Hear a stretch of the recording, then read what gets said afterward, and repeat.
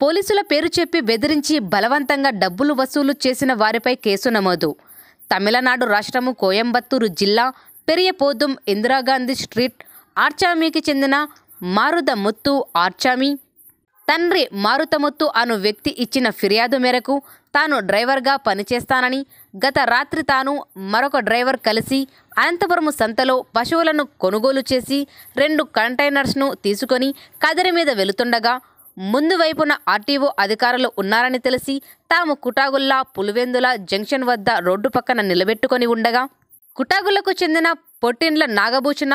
బుఖ్యా ఆంజనేయులు నాయక్ మరియు కదిరి టౌన్ రాజీవ్ గాంధీ కాలనీకి చెందిన మందల కుల్లాయప్పలు ఒక బోలేరు వాహనములో వచ్చి తాము పోలీసులమని, మా బండి మీకు కనిపించలేదా అని, మాకు తెలియకుండా మీరు పశువులను ఎలా ఈ రోడ్డులో తీసుకెళుతారు, మీకు బొత్తిగా భయము లేకుండా పోయిందని దుర్భాషలాడుతూ డబ్బులు ఇవ్వకపోతే మిమ్మల్ని చంపుతామని పక్కన ఉన్న పెద్ద రాళ్లను తీసుకొని వాటిని బెదిరించి వారి వద్ద 20,000 రూపాయలు డబ్బులు డిమాండ్ చేయగా వారికి భయపడి విధిలేక వారి వద్ద ఉన్న 6,000 రూపాయలు ఇచ్చిన విషయంలో వారు ఇచ్చిన ఫిర్యాదు మేరకు నాన్ బెయిలబుల్ కేసు రిజిస్టర్ చేయడమైనది. గత కొద్ది కాలంగా కదిరి సంబంధించిన కొంతమంది పోలీసుల మరియు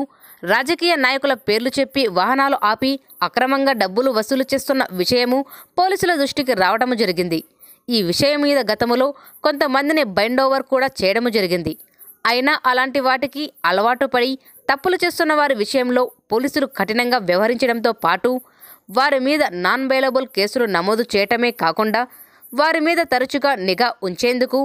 రౌడీ షీట్లు కూడా నమోదు చేయడం జరుగుతుందని తెలియచేయడమైనది. Inspector of police Kadiri town PS